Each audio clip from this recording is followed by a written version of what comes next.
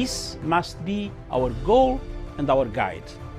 And all that we strive for as a human family, dignity and hope, progress and prosperity, depends on peace. But peace depends on us.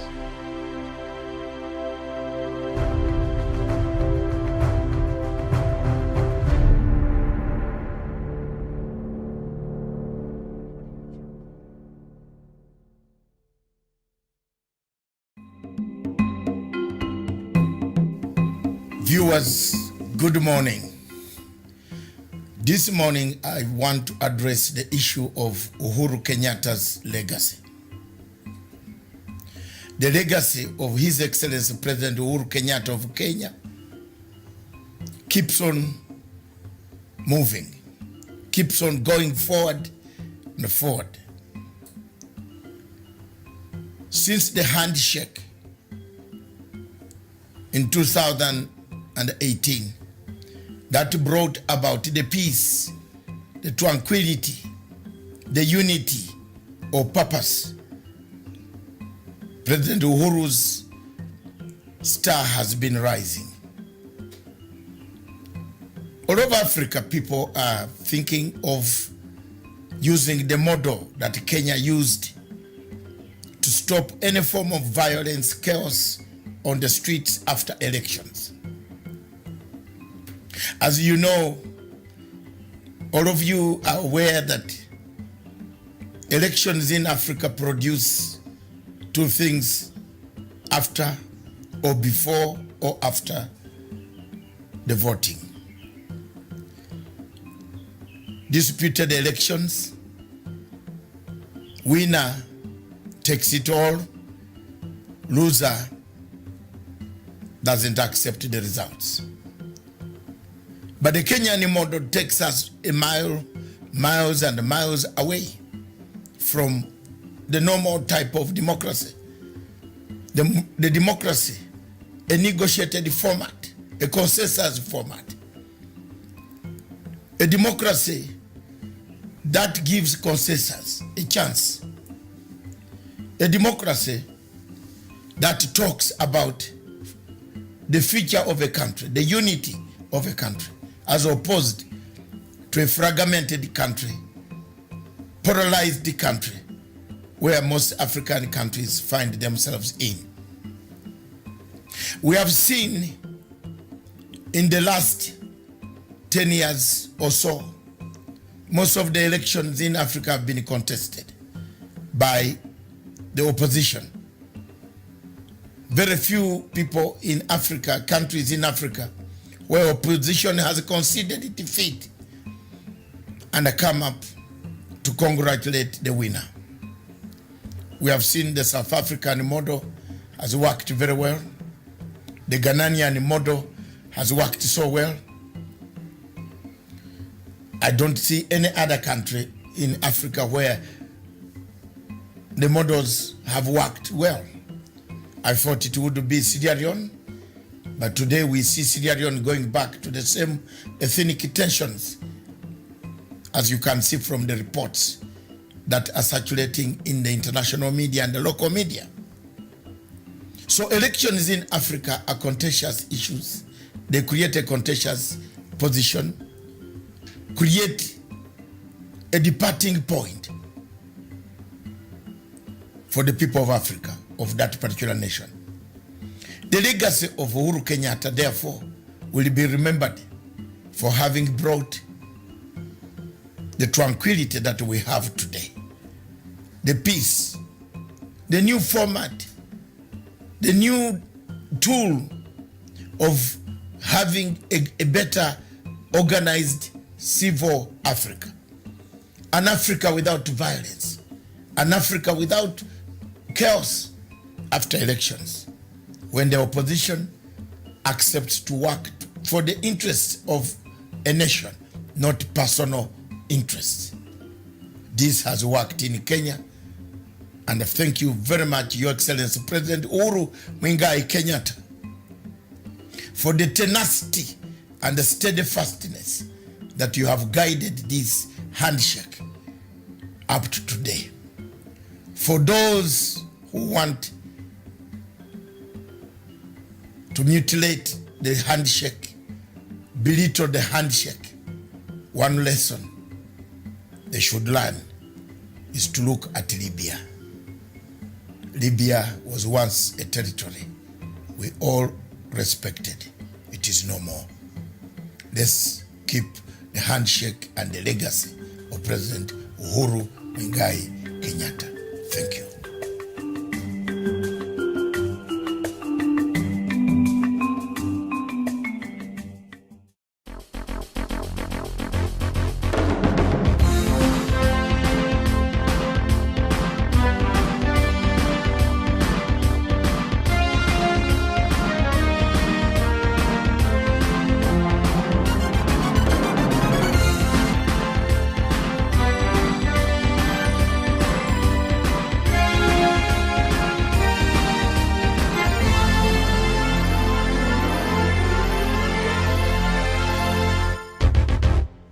A very good morning to you, and thank you so much for joining us. This is Good Morning Africa, where we get to look at the news-making headlines this morning in Kenya by going through the three leading newspapers here: the Standard newspaper, the Daily Nation, as well as the Star, a newspaper I trust that your day has started off well. Good afternoon, good evening, depending on where you're tuned in across the world. Joining me this morning on the panel is Douglas Kirimi. Douglas, a very good morning to you. A very good morning to you, Miriam Ogutu, and also to our crew at our headquarters in Nairobi, and also across the world to our friends from wherever they are. Good morning, good afternoon, and also good evening. Thank you for having me on the show this morning. It's a pleasure. And first, take us through the statistics this morning before we turn our attention to what is really making headline there. And there's so much, Kirimi, today we have to talk about, including that unfortunate incident that we saw yesterday there at Githurai. Quite disturbing, but we shall get into that first. The figures this morning in Kenya: confirmed cases, the figure stands at 100,323 cases. The death toll from COVID-19 in the country is 1,751 cases. Recovery stands at 83,691 cases. And Uganda, their confirmed cases right now is at 39,314. The death toll is 318. Recoveries is 14,114. And South Africa, confirmed cases is 1,430,648 cases. The death toll in South Africa is 42,550, and recoveries is 1,263,476. And South Africa has maintained for a long time now the leading country in Africa in terms of the number of infection and now the number of deaths that have been reported, and recoveries as well from COVID-19. So the total cases in Africa this morning is about 2,942,443 cases, and the number of deaths in Africa is 96,900. Recoveries stands at 2,553,705. And the global cases right now have surpassed 100 million, standing at 101 million cases, 441,177, and the death toll that has been recorded worldwide is 2,184,273. Recoveries are over 73.3 million cases there. Those are not just statistics. I know they sound like money, but unfortunately those are people who have died, who have been infected, and some of who have recovered. And so we're still urging you, wear your mask, social distance, don't shake hands, and make sure you're safe, you sanitize, you wash your hands, just the basics, and you'll keep yourself safe. And why are South Africa COVID figures so high? Juma Smith, a very good morning to you, and thank you for reporting this morning. It's nice to see you. Well, the figures in South Africa are high. A couple of factors there that have seen the numbers there go up. When you look at some of the statistics coming from there, but we can't get into that right now.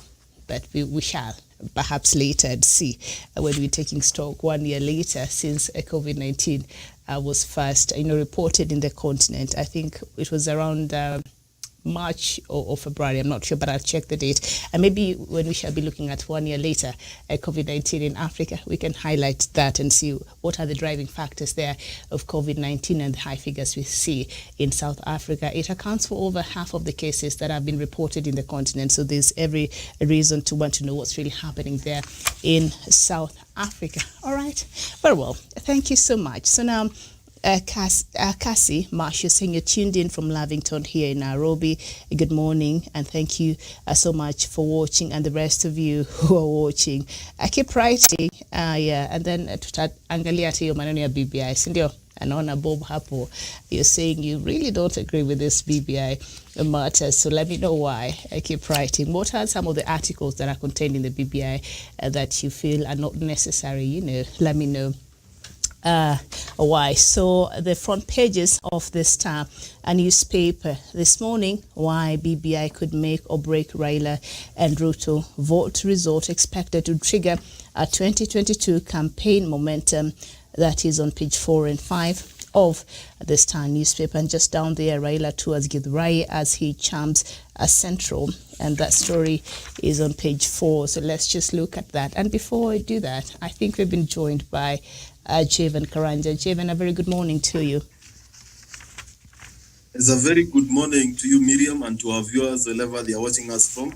And good morning to my co-panelist, Douglas Kirimi, and Kidi Mwanga. Thanks for having me on the show. Okay. Thank you. It's a pleasure to have you. And I hope na nyuki mmeamka sawa sawa huko bado mnatumia train. That's good. That's good. All right. And we also joined. Very well. We're also joined by Kidi Mwanga, a lawyer from Nairobi. Kidi, a very good morning to you. Very good morning, Miriam. Very good morning to fellow co-panelists Douglas Bundi Kirimi and Javan Karanja. Good morning and good afternoon to our viewers in East Africa and around the world. It's always a pleasure showing up at Punchline.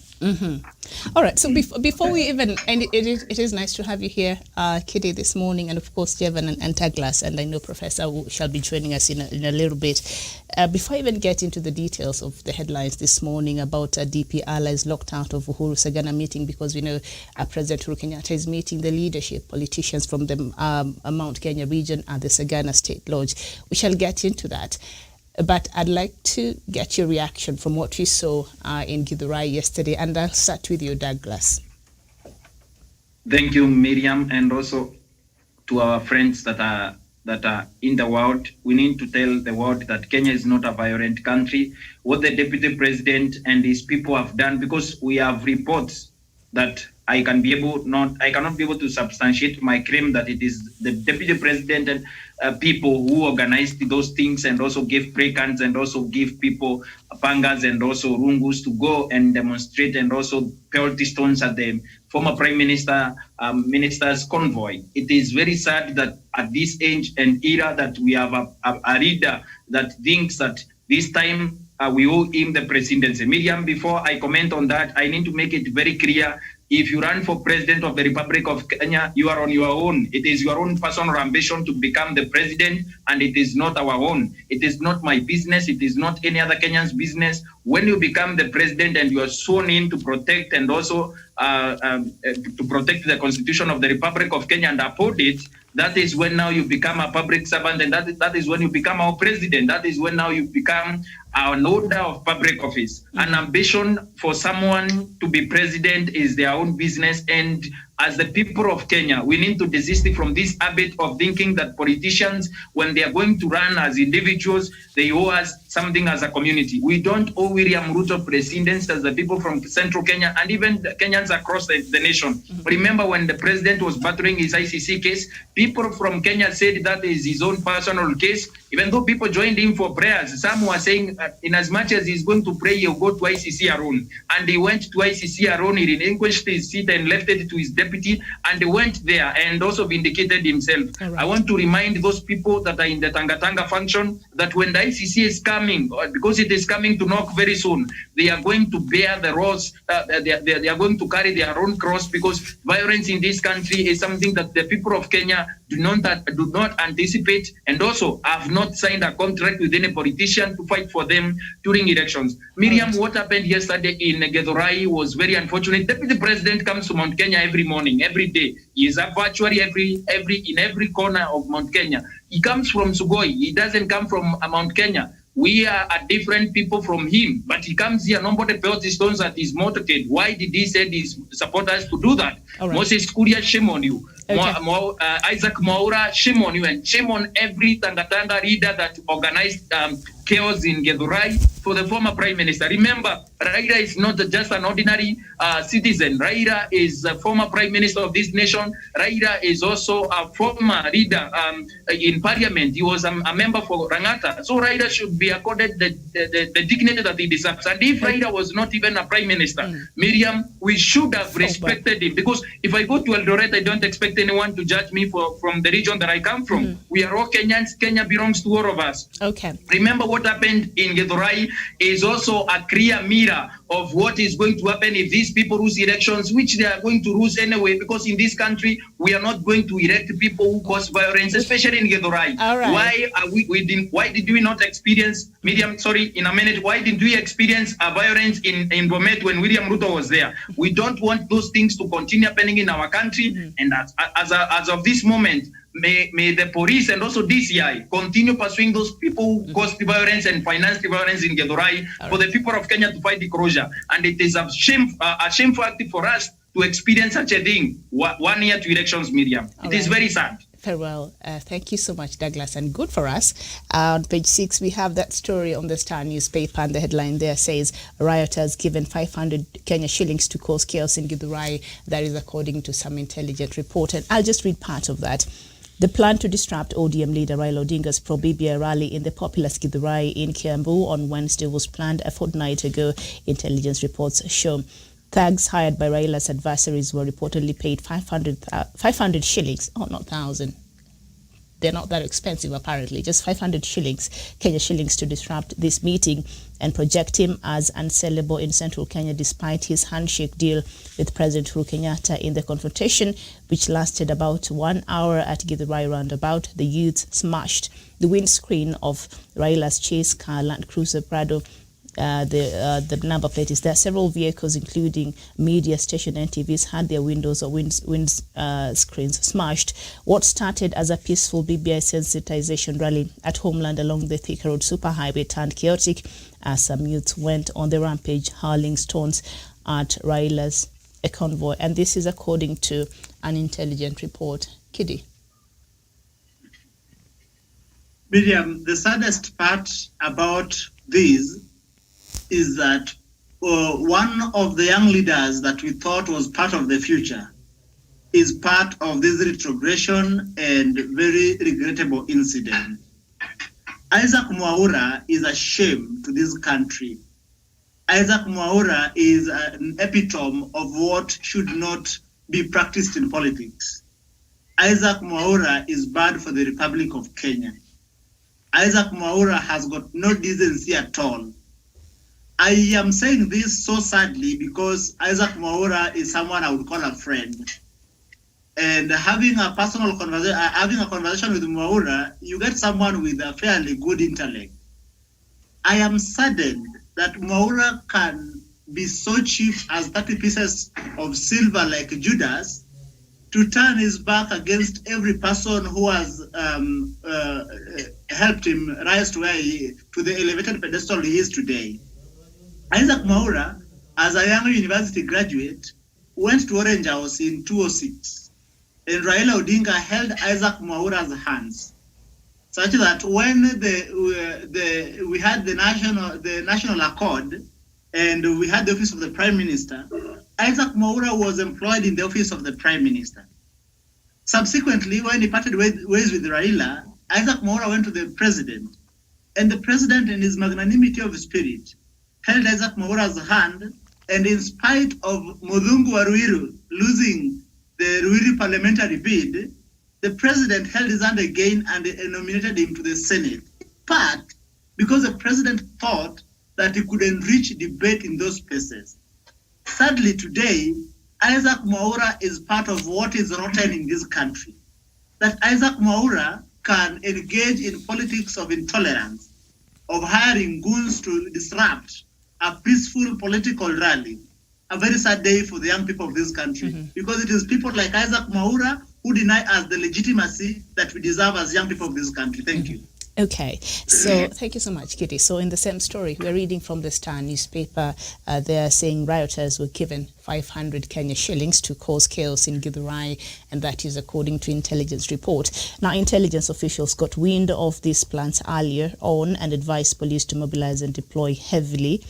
Fearing there would be deaths or injuries, dozens of police were deployed to the area to ensure the convoy moved peacefully. Police from Nairobi and Kiambu counties were involved in the planning of the event while aware of the planned chaos. Nominated Senator Isaac Mwaura had met a group in the area and addressed them, saying the visit by Raila was not welcome and would disrupt businesses. Javen. Thank you very much, Miriam. And I condemn, and I join my fellow panelists to condemn the occurrences that happened in Githurai yesterday. As a person who passed those routes sometimes, and you know when you are heading to Nairobi, you've passed that area of Githurai 45 and 44 in this other side. It's an area that is quite in business mood. And you see a lot of people who do business there. They come from Mount Kenya region. Therefore, it is a shameful thing to see a leader from Mount Kenya region, Roilo constituency, sponsoring youth to distract the same people they are calling hustlers. The people who are fighting there, the people whose business were closed, are the people they are terming as hustlers. Therefore, these people, they don't care for these people who are downtrodden. What they care for is their personal ambitions to succeed and to be in positions of power. Because if they care for the people they call hustlers, they could have respected the former prime minister. They could have allowed him to come peacefully, and the business could not have been disrupted. It is the people who call hustlers who lost a living yesterday. It's the people who called hustlers whose kibandas was destroyed yesterday, of a man who calls himself a hustler. Isaac Mwaura, as the Star puts it, he was nominated in the parliament by former Prime Minister Raila Odinga. This is a man who has no respect to his elders. He was nominated by President Uhuru Kenyatta, and to some extent, President Uhuru Kenyatta sponsored him when he was having a very laxity wedding. And you know those things are in public domain. Therefore, this is a man who has no respect, a man who has not a thankful heart. If he can sponsor and distract a meeting held by the person who brought him into the limelight and into the political arena, then we see the kind of youth that we have. And these are the people who are making youth to be termed as arrogant, as people who are not respectful. But we want to dissociate ourselves from those kind of people who want to taint the image of the young people, who want to taint the image of our government, because these people are still in the government that they are disorganizing. It is high time that the Jubilee government strikes, and these nominated members of parliament who are not obeying the Jubilee party, who are having contrary agenda, to be shown out the door. We cannot keep on pampering these people. It is becoming a tiresome job. And number two, these people in Tangatanga, we've seen this hustlerism agenda. This hustlerism agenda and violence, you cannot differentiate the difference between the hustlers and the Tangatanga and the violence. Okay. When they came to Keno, you saw what happened there.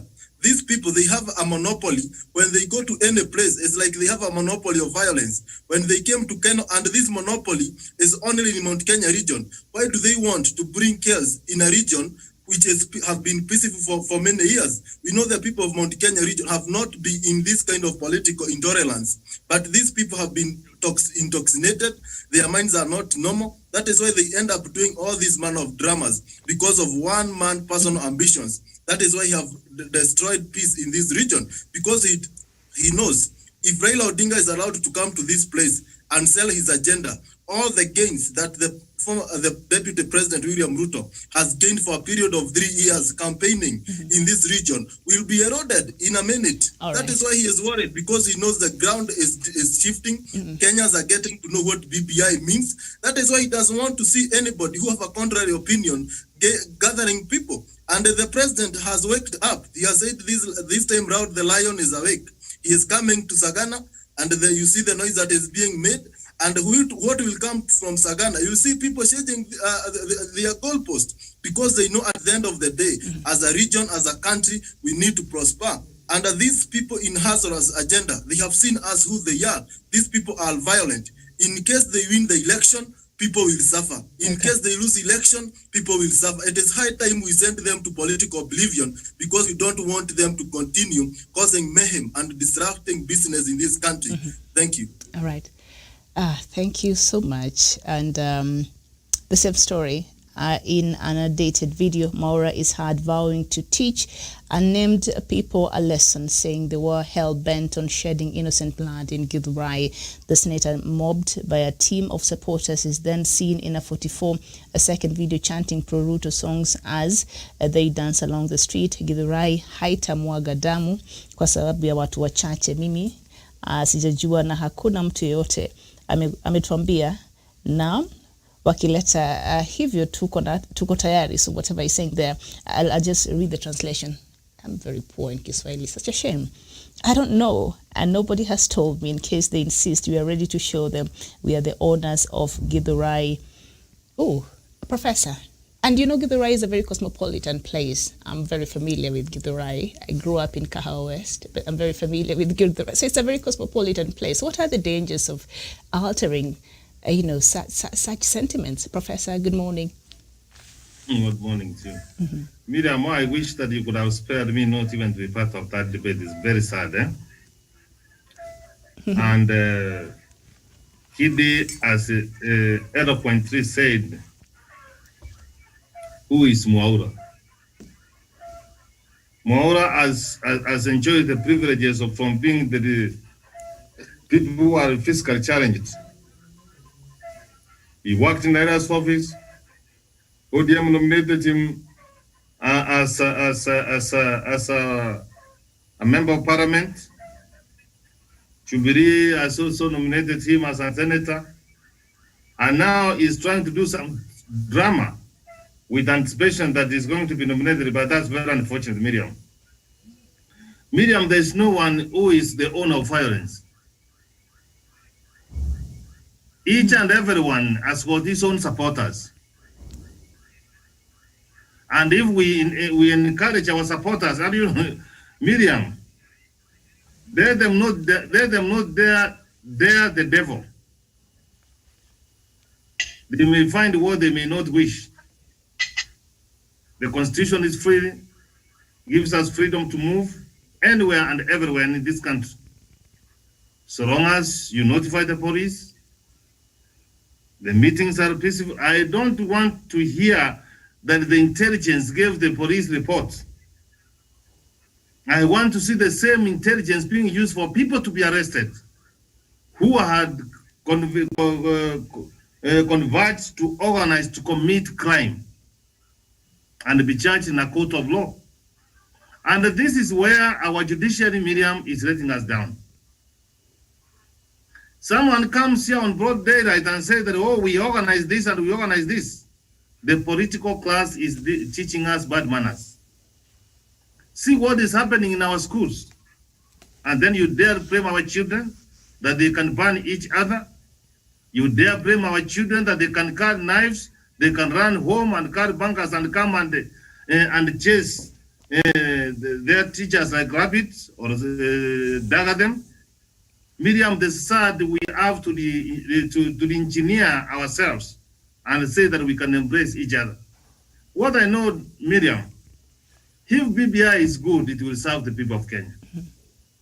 And we have said, not once, not twice, many times, that if you are not happy with the BBI, muster your troops, let us meet at the ballot. If you carry the day, be it. But here is the situation. You were given 2 years to bring your views. You did not. We have corrected our signatures, Miriam. You have not signed. The signatures have been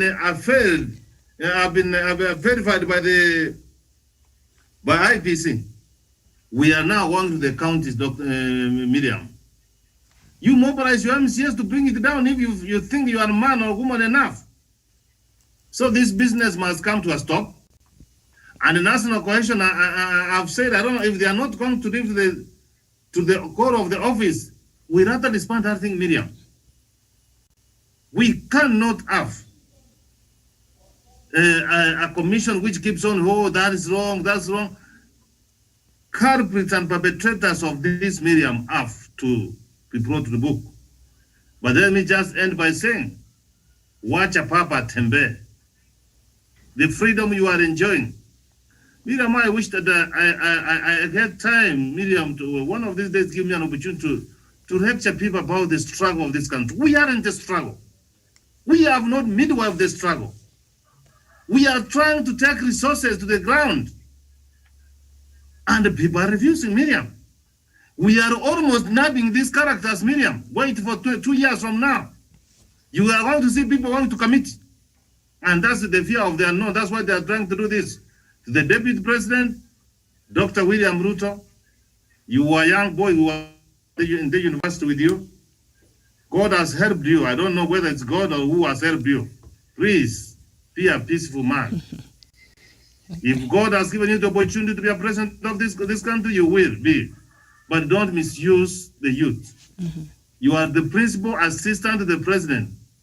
You are trying to portray that the President Uhuru Kenyatta made a mistake to nominate you as his principal assistant. All I right. submit, William. Thank you so much, Professor. So it's the same story before we look at something else that is also important. Maura later went on Twitter and accused ODM of hiring the goons, Edwin Sifuna and ODM. You hired your goons from Babadogo. I'm quoting what the newspaper is saying.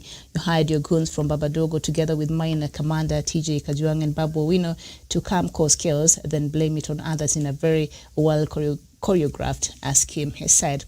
Githurai people are very peaceful and closed their businesses because they knew of your party's consistent behavior of violence. Forget the fact that he was once upon a time a member of this party. Every Kenyan knows that. You cannot fool all people all the time. Githurai, ni bedroom, ni hustlers. Look, Kitty, as a lawyer, if you were to look at this sentence from a legal standpoint, so you're telling us Githurai, Niko hustlers. So in other words, you had no right to come to Githurai. At the same time, I don't know, help me understand. What do you make of this?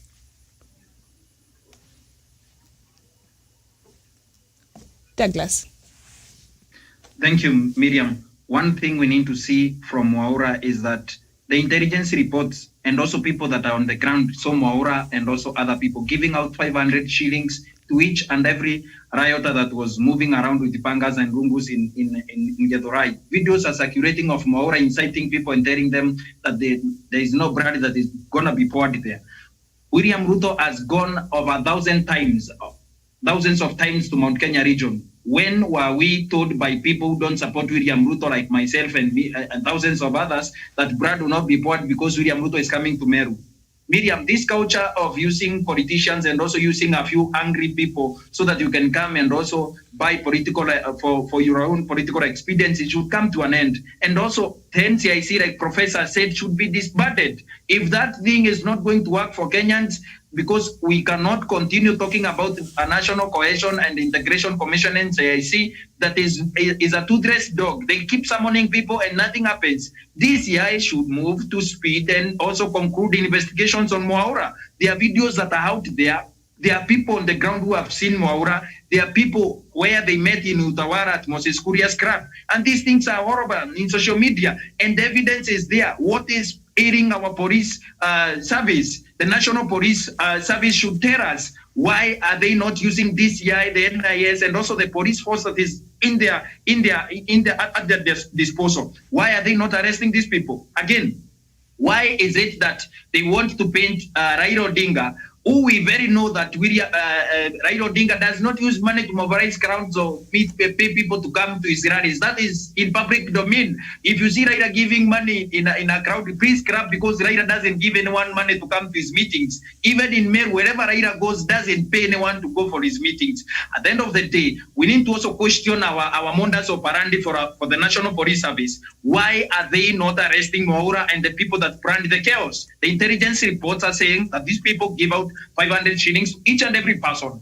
At the end of the day, we need to question and we need to ask ourselves questions as Kenyans. Who is this person in National Police Service, in DCI and everywhere that doesn't want to hold these people to account? Miriam, it amounts to not economic crimes. It amounts to crimes against humanity. If you grant violence, what if people have the right died yesterday because of this chaos? What if the police officers that were guarding the convoy retaliated and also shot at the rioters and all that? Because these people were not armed with guns. We know that Raila is guarded with bodyguards and everything. What would have happened yesterday if this chaos broke out and people died? William Ruto would be sleeping in Karen, Raila would be sleeping in Karen, Uhuru would be sleeping in the State House. But at the end of the day, why would we even drag the president and the former prime minister in all this mess? Because the deputy president is moving across the nation and we have never seen people pelting stones at this convoy. Deputy President William Ruto, stop these shenanigans of causing violence using Mwaura and Moses Kuria and company, because this is not going to end well for Kenyans who are poor, that you are paying 500 shillings and all that. Because Miriam, if you look at this from a very clear standpoint, becoming president and running for a political office in Kenya is like any other job. It's like a journalist like you are. These politicians are paid by our taxes. The president is paid, the deputy president is paid, including Raila wants to be my president. Okay. This Raila wants to be employed by Douglas Mundi Keremi. It is us, we the people, that employ these people. Wanatafuta kazi. And if this job, if Kenyans deny you a chance to be president, don't feel bad. Go back to your wife, go back to your shamba, go and farm.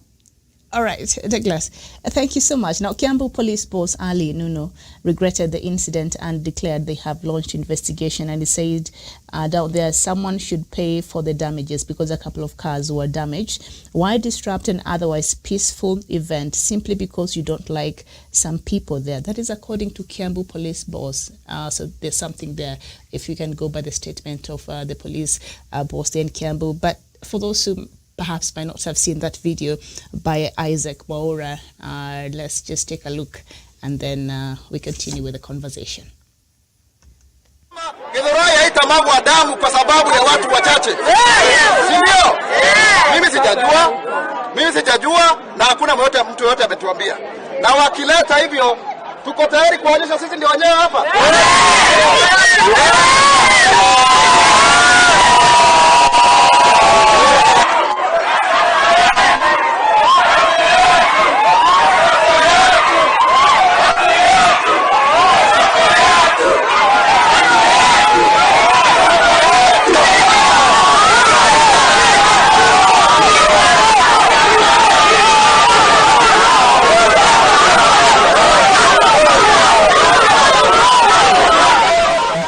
Kuonyesha sisi ndio wenyeji wa hapa. That is incriminating by itself. Katie?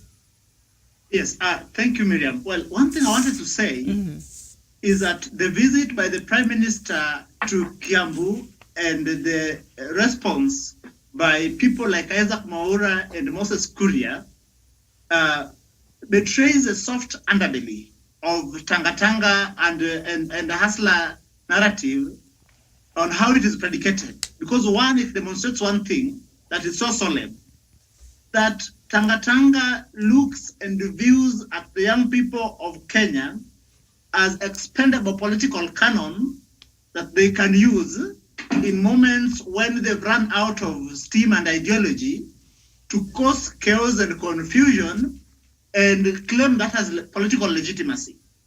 Because, for instance, Isaac Mwaura is desperate to appease his new political masters, and that is William Ruto and co.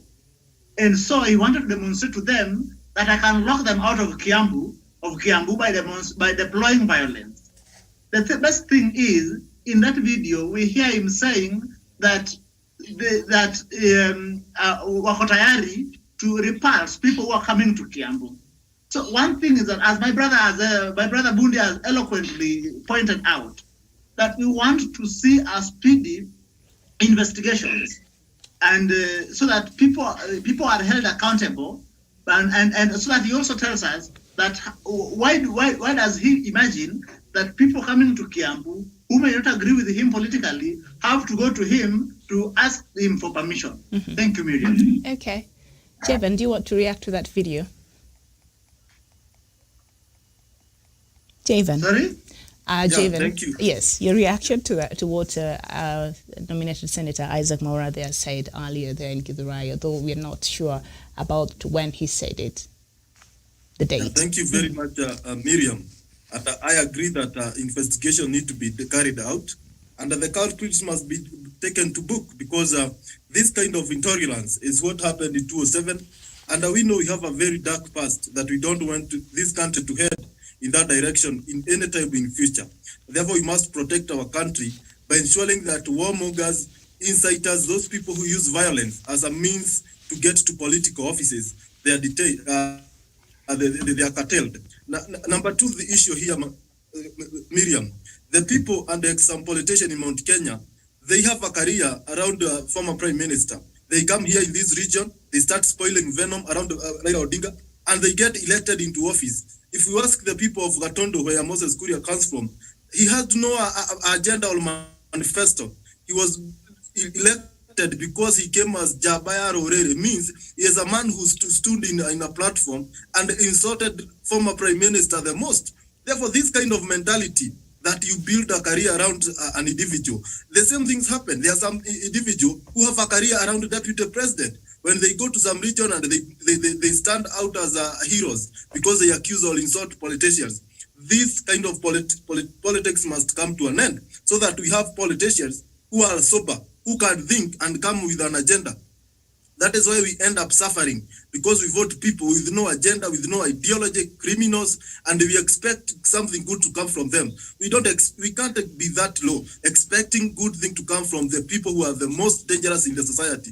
That will not happen. They will go there and eat until this country is dry. The best thing that we need to do is to understand, and I urge all politicians and Kenyans, nobody has monopoly of violence, and nobody will be restricted to attend any place. If today former Prime Minister want to go to Kisii, Nyamira, all those areas, Mombasa, everywhere, he has the right to go. The same to Deputy President. You come here, sell your agenda, and go home. Kenyans will decide. Nobody is being forced to elect former Prime Minister Raila Odinga. Nobody will be forced to elect Deputy President as a president of this country. But Kenyans will decide. People should not use means. And when you see them using this violence, there's something, they are fearful. They know that the ground is changing. They know things are not well, because people have opened their eyes. This Uhuru Baru narrative is losing momentum. That is why they don't want to see any leader from Mount Kenya region rising to a higher notch in the political career. That is how they came to Mutahi Kagwe. Now they are on Karanja Geficho. They don't want to see Raila Odinga coming to the region. When Kalonzo Musyoka was in Nyeri, you saw the kind of drama that was happening there, because they feel like they are the only people who have a mandate to come to this region. Nobody has a monopoly to come to Mount Kenya region 6. Everybody is invited to come here and sell his agenda. Therefore, to the Deputy President and his team, Mount Kenya region is a region in Kenya, and everybody will be allowed to come and sell his agenda. Therefore, the investigative authorities and Kenyans, and the nominated Senator Isaac Mwaura, he seems to know where the guns come from in Babadongo. He need to explain how did he get the information, how did he know they came from Babadongo, or where they came from. He seems to know better than all of us. He need to go and explain to the DCI. And these people, Miriam, you know, we have a problem with this commission, the NCIC. These are sleeping giants. This commission need to be abolished, because they are abolished. They are not helping this country. They just invite you there, they summon you, they ask you questions. Then after that, nothing much happens. We need to see them acting. And this thing, hustlerism, this thing, hustler. This is a group.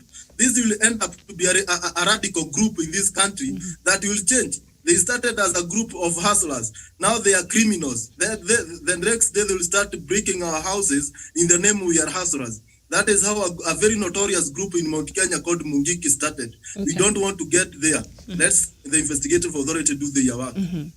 Thank you so much. Jevan, you reminded me, yesterday I took an Uber. I was going to run some errands, and I started making some small conversation with the driver. And just before us was, I think, an accident between a motorbike who was careless, because we saw that happen, and another car. But it was not very serious, so that was that. And then I saw this guy, the driver, express a lot of disgust, and I wondered why. And he said this motorbike drivers, the boda drivers, they've become a menace and they've become thugs. I said, no, I think a lot of them are making a genuine, income from that, and they're genuine, and it is something they do as a source of income. And he said, no, it has transformed. It used to be like that, but since the coming of the hustler narrative, nowadays, even if you, it has become a problem. They've assumed a certain role, and they have a certain attitude, and they say that as much as there are few of them who are genuine, but a lot of them have become thugs. So I tried to to find out why, and they said right now, even if should I even hit one of them by mistake, you will see how they land on me. It's like they set themselves up for that, because now this hustler narrative has been driven so much. So anybody they see, especially in a car, he said, this is not my car, but should I hit this person? He will not even know this is not my car. I'm just a driver here, but he'll see. And I'll become a dynasty. So as long as you're driving, hata kama gari si yako, you're a dynasty. So that somehow that narrative have I don't know, has planted something in them, and that got me worried. So he ended up saying that perhaps somebody needs to go. He was very disgusted. Somebody needs to go to the court and stop this hustler narrative, the narrative. And he was suggesting that the deputy president, which I'm sure when he was coining this hustler narrative, his intention was not to cause division. Now, I'm very sure, I don't think a deputy president will go out there and intentionally try to do something that will divide Kenyans. I'm sure the country as much as we do.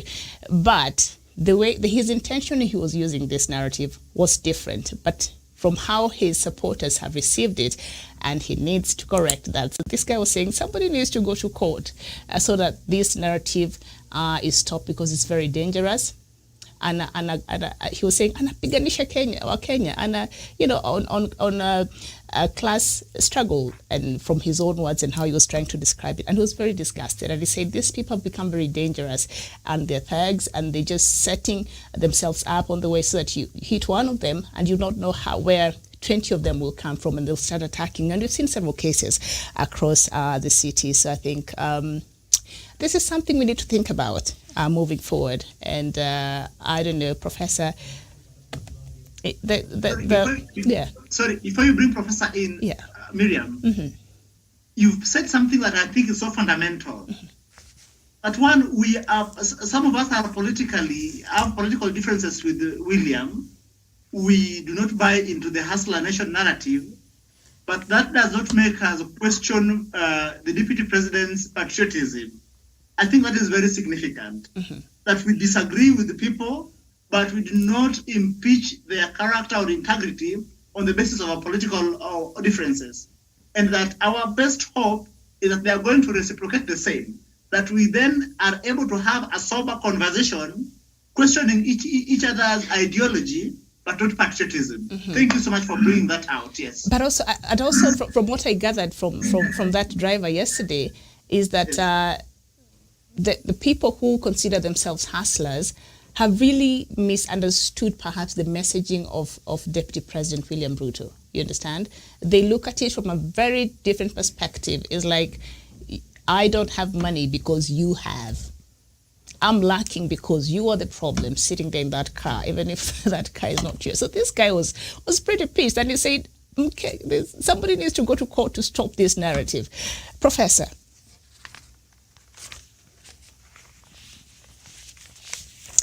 Okay, so Miriam, yes, go ahead. It is the people who are packaging this narrative. Miriam, we need to have people who will do. Sorry about that. I'm saying that before Professor comes in, the people who are packaging the message of hustlerism agenda are the one who have a problem. Miriam, how do you expect the characters of Mike Sonko to package a message that Kenyans will understand? This is a problem. If the deputy president intends to use this narrative in a good way, he needs to have clean people pendling this narrative.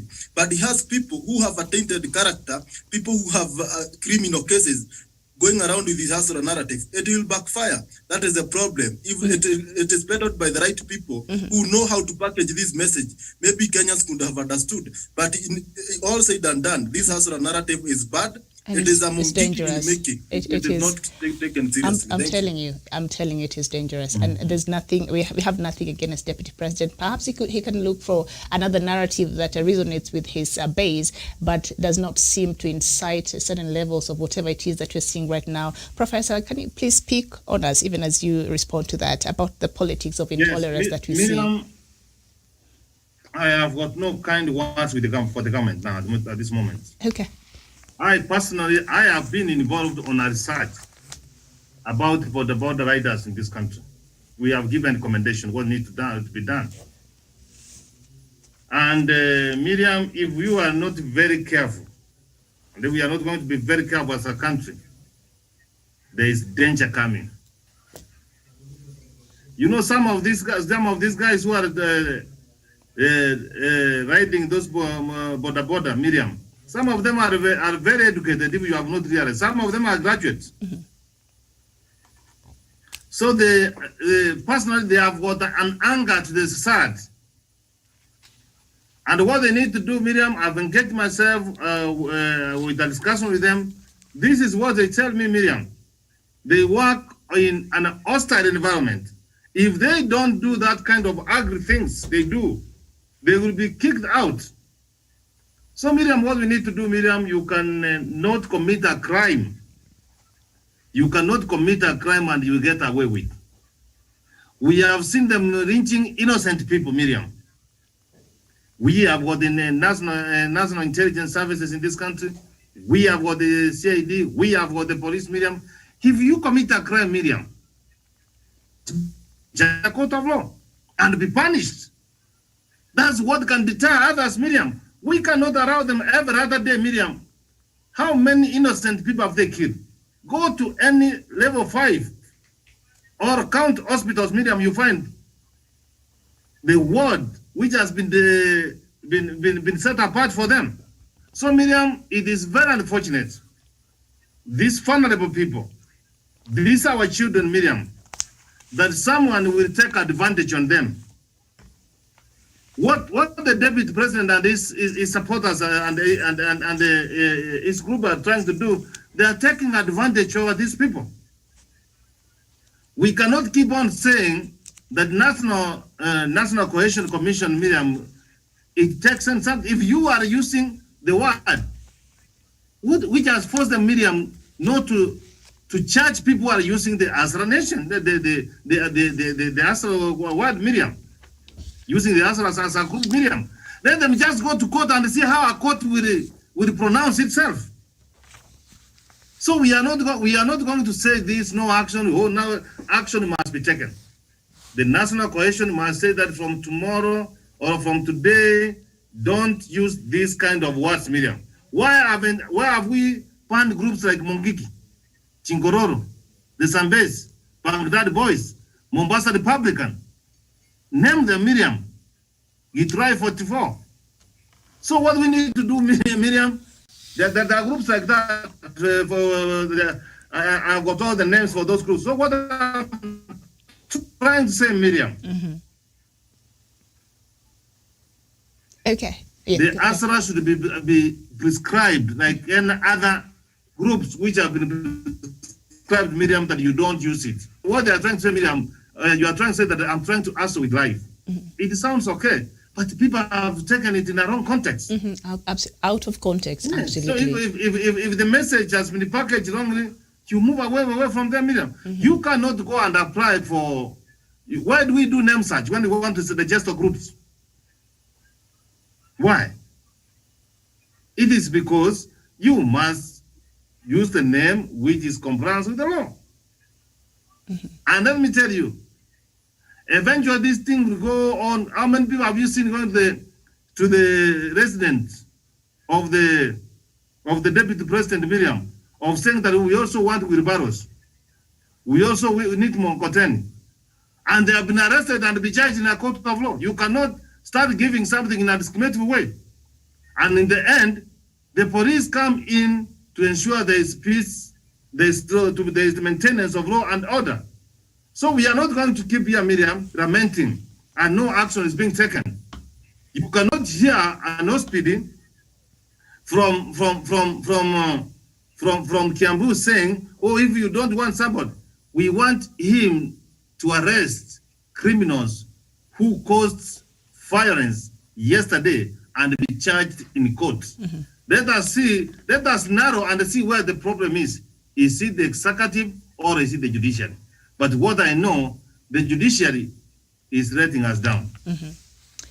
Okay, very well. So as we conclude on the front page of the Daily Nation, the main headline there, BBI, the main headline. Maybe I'm just hungry. I need to finish up and go have some breakfast. BBI Showdown, reforms agenda.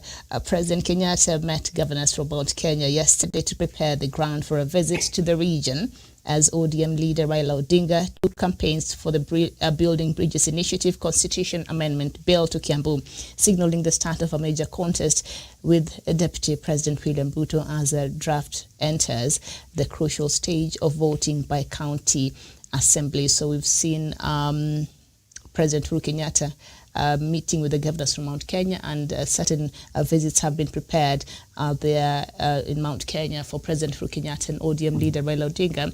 And he's in his research, Kenyatta, the majority whip in Senate, Jubilee party, they said, you know what, about 20% of residents of Mount Kenya are the ones who are in support of the BBI, and he laid, we talked about that letter at the beginning of the year. So now perhaps they took into account this letter, and President Uhuru Kenyatta had said it was still immature, and a lot of people who are in support of the BBI from Mount Kenya, they said it was immature to start polling and giving statistics, because essentially there's not been any campaigns to popularize the BBI in the Mount Kenya, so they were waiting for the right time to go there.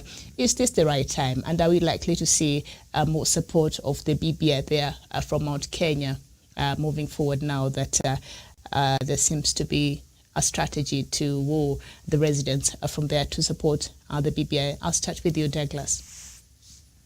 Thank you, Miriam. And I thought we had agreed that it is 27 people who met at Kiaro home of Muranga Senator Irungu Kenyatta. He did his research. Remember, Miriam, I want to remind you something, that in Mount Kenya region, we have over 6 million voters, which translates to Rusere about 20 million people. If now you register 6 million people, you translate that into about 20 million people, and that is over 11 counties in Mount Kenya region. Again, Miriam, I can tell you for a fact, many villagers from where you come from your mother's or your father's village, don't know what you studied in school, yet you are their daughter, right? Again, in this Mount Kenya region, the same region that we are told 20% support BBI and 80% don't want anything to do with BBI, the governor of Meru has gone on record, and everyone else, including me who live in Meru, that these people have not seen this document. My mother has not seen the document. She would have wanted to read that. And there's no one that was involved in mobilization and BBI campaigns, simply because this document, the verification of signatures had not been done by IBC. What we are seeing today is as a result of the president also going through, and also after the verification of the signatures, the next stage is also to go out there and campaign for this document. This is where we are going to see the president move across the nation, and also from his backyard. So the meeting of the meeting between the governors and the president is a welcome, and also the president visiting our region is a welcome. Mm-hmm. We welcome him to other parts of the country, in Taita, we welcome him in Tana River, in Nyanza, everywhere. But one thing we need to deal with, Miriam, is what people are doing today, the political intolerance of today. Because, Miriam, you cannot pit a BBI document that represents 47 million people with a personal ambition for anyone to be president.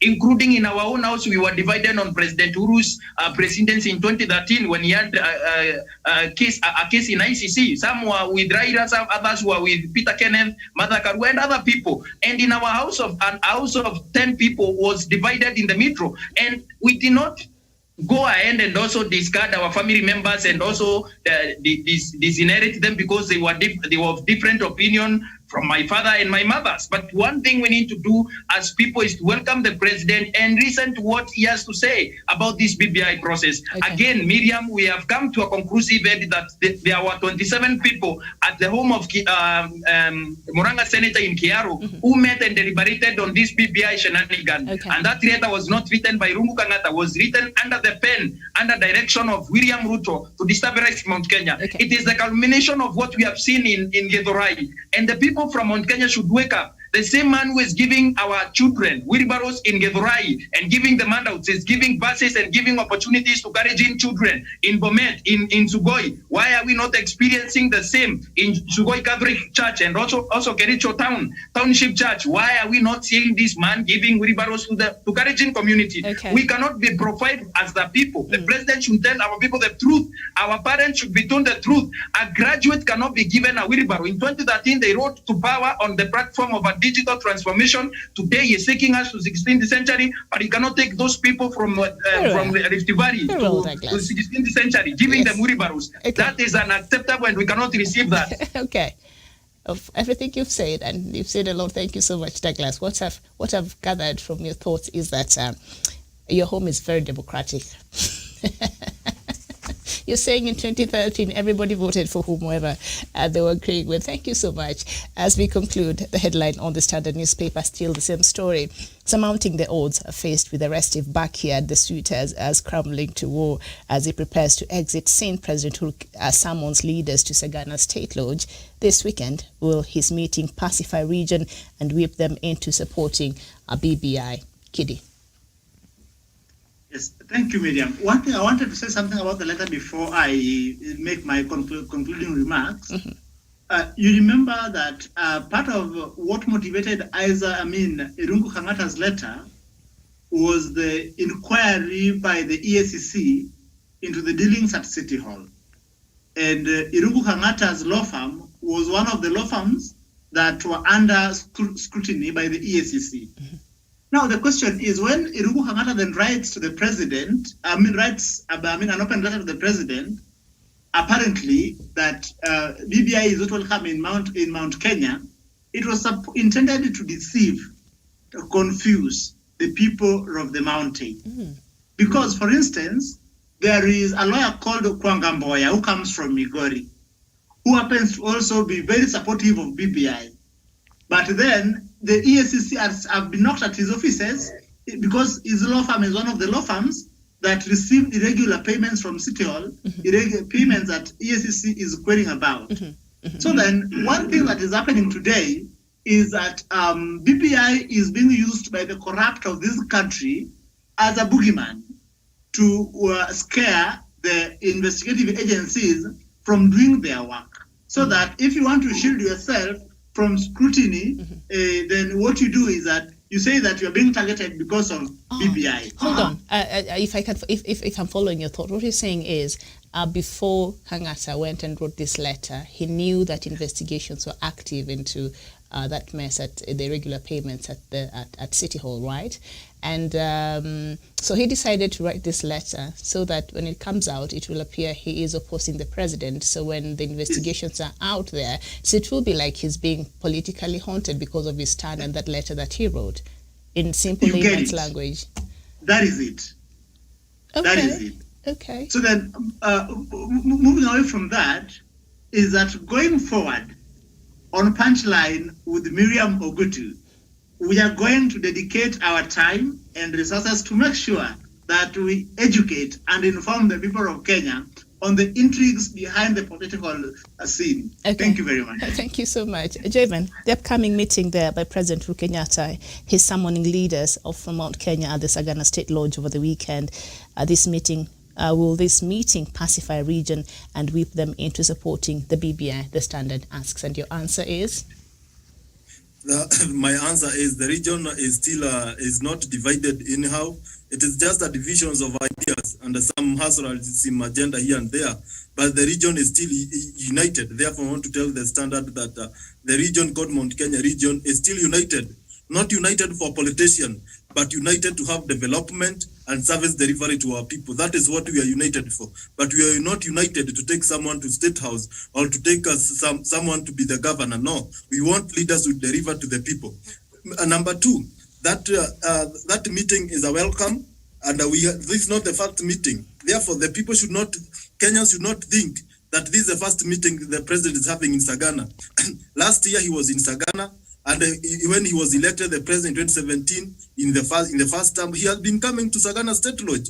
Therefore, there's nothing new here. And this time out, he is coming to talk to his people on 1 or 2, 3 issues. Number one, if you have, I have had one of the agenda is the members of parliament will come there and governors to deliberate and to tell the president how they have achieved what they have achieved from the CDF money, from the money from the devolution, and then number two, to see how the region will get to understand the content of the BBI. How do they advocate and sell this BBI to the people? We know we have not been having a campaign in regard to BBI. Therefore, the survey that have been done by Uhuru Kenyatta holds no water. We invite Uhuru Kenyatta after the county assembly passes the bill. Let him come after the campaigns and tell us the number of people who support the BBI. Therefore, we welcome the president, and this is home, and any other person is welcome to come and sell his agenda in this region. Nobody is restricted to visit any place because we are all Kenyans. It's only that we are divided in some small tribes, but that should be a unifying factor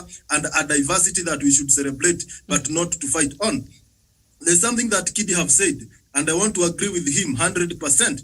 These people, everybody you see in this outfit, calling itself Tanga Tanga, I told you sometimes back, they have a strategy. If they know they are being probed by the EACC or any other investigative authority for corruption-related case, what they do, they go to the media, they go out there to their people, and they start criticizing the government. They start painting government in bad faith. When the EACC comes to take them or to summon them, they start telling the people, you see, after criticizing the government, they are coming for me. That is a strategy that they are using. That is what Kenyatta used. That is what Moses Kuria used when he decamped. You know, initially, Moses Kuria had a party that he was saying that he will use it to run for the presidency. Mm-hmm. But when he was probed by EACC and the DCI, he broke the party and he joined William Ruto, and they started fighting the government of the day. It's a strategy that they are using, but they should understand that Kenyans know what they are doing. Mm-hmm. Kenyans these days, they have gone to school. Since President Kibaki came to power in 2002, Kenyans who went to Standard 1 in 2002, they will be voting this year. Therefore, they should know that Kenyans, through the free education, a lot of Kenya are literate. Okay. And there's something else as I conclude, because this is my conclusion remarks. Mm-hmm. You have said about a boda guy hitting a matatu and they disappear. Mm-hmm. What will happen when a boda guy? No, they don't eat. They don't hit a matatu and disappear.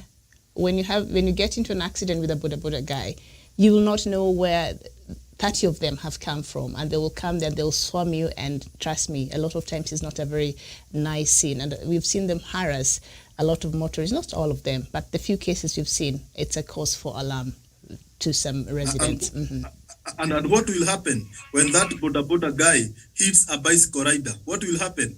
Will the bicycle rider call him a dynasty? No, the bicycle rider is not a dynasty. We need to think what disasterism is all about. Thank you. Very well, Professor, the meeting that is planned there by President Uhuru Kenyatta and Mount Kenya region at the Sagana State Lodge over the weekend. Are we likely to sit here on Monday and talk about a different story from the outcome of that meeting, or we shall continue talking about Kenyatta's appalling? Miriam, the day this country we will find some things to talk about and to think about, this country will move forward. We have got state lodge and state house scattered all over the country. We have Mombasa State Lodge, we have Nakuru, we have got Sagana, we have the recently Kisii, we have Eldoret, we have Kakamega, we have got Kisumu. When we saw the president going to Kisii, did you see him walking from the state lodge? Even that's where he received his BBI report. Why do we have short memory, Miriam? The president will be going to Mount Tusagana State Noise. And he will be working from there. Leaders from the region will come, Miriam, and you know, at the moment, I've even heard the Attorney General saying that even the civil servant, Miriam, will have to support BBI. They have got a right. They are Kenyans. I've read some, and I said that's good. So, Miriam, we have had people from the mountain, from the region, Miriam, trying to say, oh, the government is not doing this for this, oh, it has not done this. And Miriam, these people saying that they have that they have not seen the report. You know, I look at the people and I say, oh my God, who will save this nation? They have got smartphones, Miriam, which they are using to forward, to write in the social media, to tweet and do all the in the smartphone. And Miriam, you just go to your smartphone, put BBI report, Miriam, the report will come there. If people don't want to read Miriam, what can we do? Do you want to say that you have not even seen the report? The report was accurate. You know, Miriam, is selective. I have mine here. Miriam. So these are the kind of the things which the president is going to. I have myself been demystified.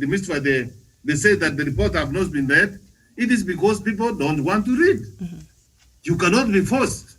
Miriam, when you go to class, the lecturer comes in or the teacher comes in and teaches all the students. When the exams comes, there are those who will pass and those ones who will fail. And they want the same class. So the report is there, and the president now is going to say that he has been accused there is no development taking place in the central province. Miriam, I've worked in central province, and Crimea can tell you there are some, the roads are all over being constructed, Miriam. The railway from Nairobi to Nanyuki, Miriam, is in operation. You mean people have got eyes and they cannot see? What is it that they wanted the president to do? And they should know, Miriam, this. Gone are those days of Mzee Jomo Kenyatta. Gone are those days of Mzee Moi. Gone are those days of Mwai Kibaki. When he could just go on the roadside and say that, give them build a school here, do this. Miriam, the project in this country, Miriam, are budgeted in parliament, where they have got members of parliament from that region, Miriam. And the money, 15%, is going to the counties, Miriam, where the governor and the MCS from the region, Miriam. So they must be able to understand, Miriam, that we are operating under a different era, that the president is not above the law. He cannot say that you are going to get this. You must be able to interrogate at parliament. Even, Miriam, in any event, the budget making is done under public participation. If you think money has not been budgeted to your region, go and defend it. Go and tell the Minister for Finance and the committee for the budget in Parliament and say, why are you not putting resources? So the president will be getting the opportunity, Miriam, because we are entering a very serious era of the BBI report. And it was good for him, Miriam, that he cannot walk to Central Province without speaking to the leadership. That's why he had the meeting with the governors. Miriam, I cannot come to your home and then go straight to talk to the children or your mother, and the father is there. Or let me just say this.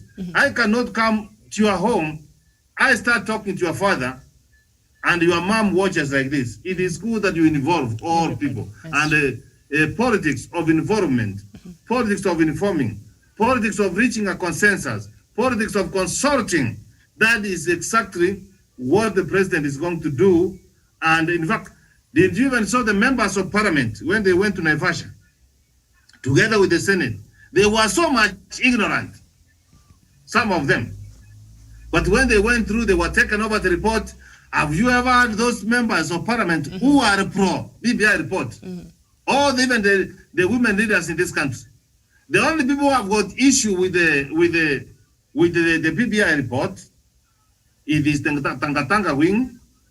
We did not give their views. They took it as a joke. They did not give their signatures. They did not go for validation, Miriam. And now what do you expect? So it is a very good opportunity, Miriam, for the president to go and speak to his backyard and hear their concern and put the record straight.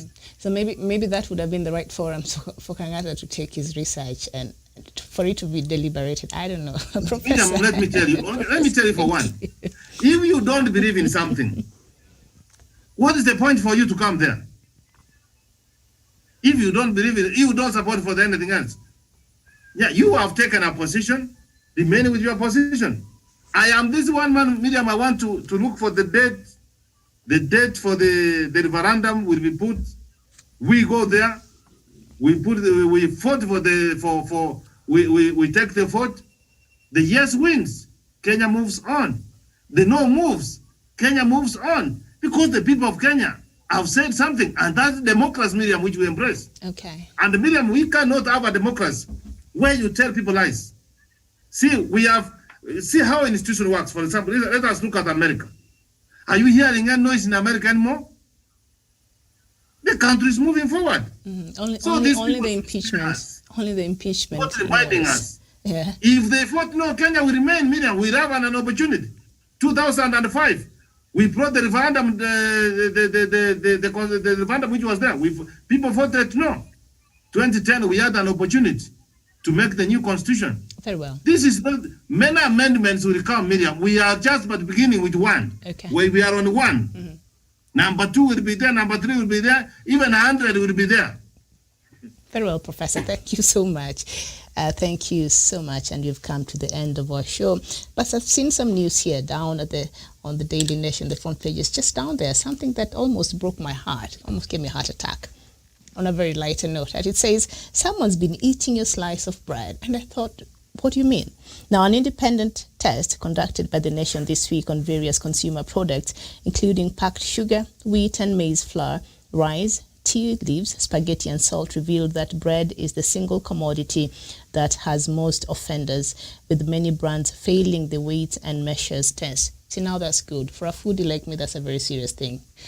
They need to check this and ensure I get my whole bread as I should. And then on the side there, Magufuli's warning on rushed vaccines. President John Magufuli says vaccines should be administered only if local experts verify their safety. He warns against rushed administration. Magufuli, si hakuna corona huko Tanzania. So what is the problem? All right. Thank you so much. It's advising who? The local experts in Tanzania to verify the vaccines from. But he prayed there is no corona in Tanzania. He read national prayers. There is no corona in Tanzania. So you should shut up. What's your jokes? All right. Douglas Kiribi, thank you so much. Kiri Morgan, thank you. Jevan Karanja, thank you. And of course, Professor Jared Onyari, thank you so much. You shall be back here at 11 a.m. with more discussions. My name is Miriam Ogutu. Thank you for watching and very good morning to you.